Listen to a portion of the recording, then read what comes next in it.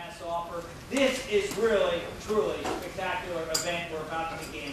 Fathers of Stealth. I'm not going to steal the thunder away from this, but this is something that our partners here and our partners in Northrop Grumman, I mean that in every sense of the word, we cannot do what we do each and every day without Ken Gallagher and his people here, the great patriotic Americans of Northrop Grumman that work so hard to make the B-2 what it is today. They are partners with us. This is more than a partnership, it's a marriage, but a good one. And it is together, I think we look at the B-2 as our job. This is us. So we work together each and every day. So we wanted an opportunity.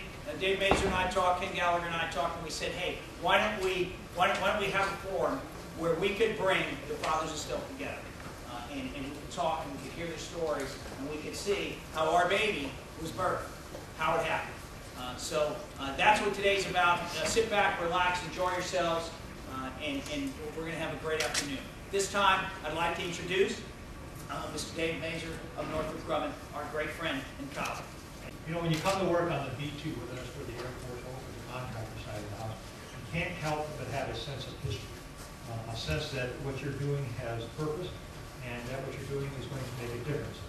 But in the beginning, you need a core of leaders, folks that will provide direction, intellectual guidance, and bring it all together.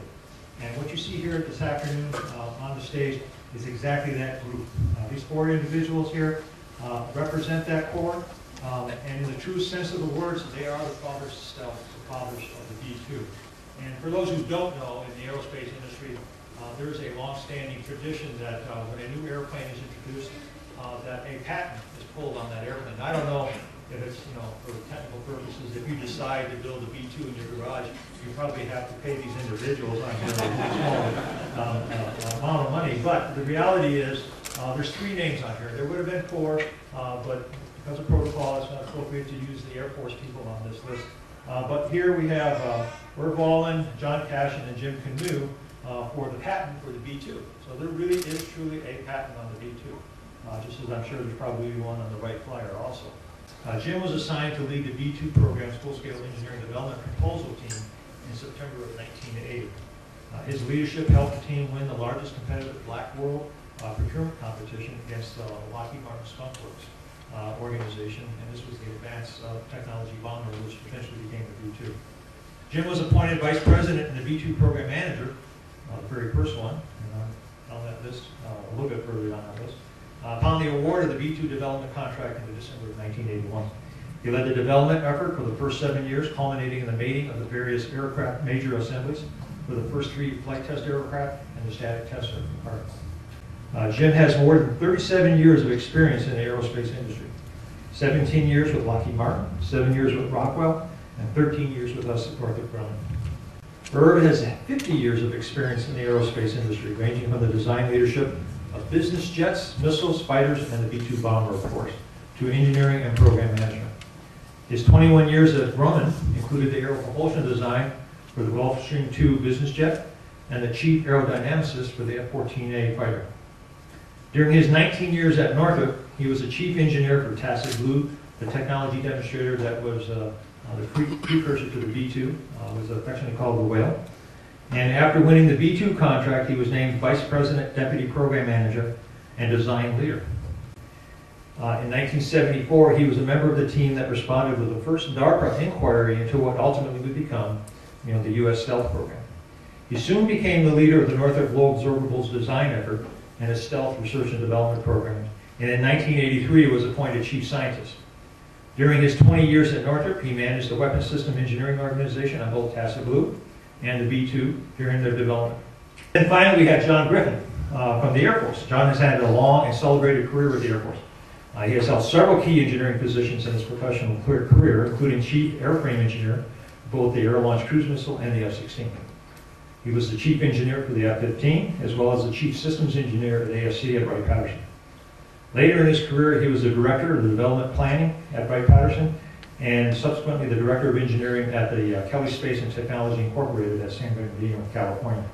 But his biggest contribution, and the reason he's here today, is that he was the chief engineer on the Advanced Technology Bomber Source Selection Committee from May of 1980 to December of 81, and then the director of engineering at the B-2 SPO from 1983 to October of 1989.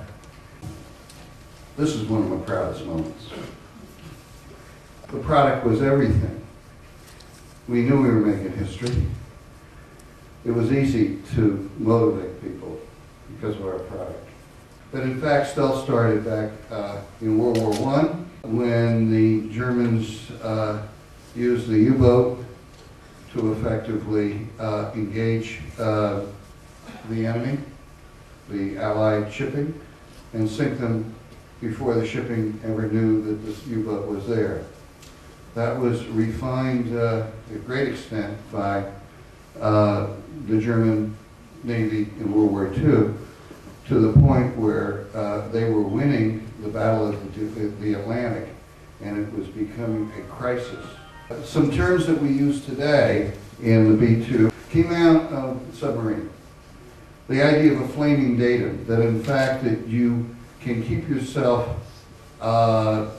hidden from the enemy and a counter from the enemy up to the point where you start sinking the ships, or in the case of the B-2, dropping bombs. And then you're going to give yourself away. We call that the flaming datum. That comes out of World War II. The first use of radar-absorbing material was in fact on periscopes and snorkels by the Nazis. In 1944, radar had been introduced, airborne radar had been introduced, first by the Brits and later by the Americans in subchasing. And indeed, the Germans had invented the snorkel, so they were submerged all the time. And the issue now was, how did they survive against these radars?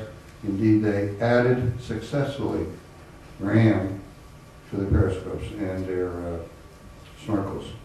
That RAM, developed in Germany in '44, is the basis of the RAM we use on the B-2 today. Now, it's far more modern, far more sophisticated, but the physics is the same. And indeed, the SR-71 was the first manned aircraft designed with a low radar cross-section specification on day one.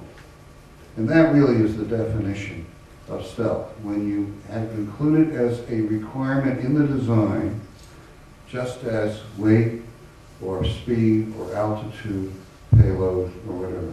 There were also missiles developed, and I was involved in missile development, and two in particular, the Hound Dog missile, which is in the museum today, carried by the B-52, had a retrofit program to reduce the frontal signature of it. After it originally had been produced, they were brought back into the Rockwell Tulsa factory and reduced in signature using material.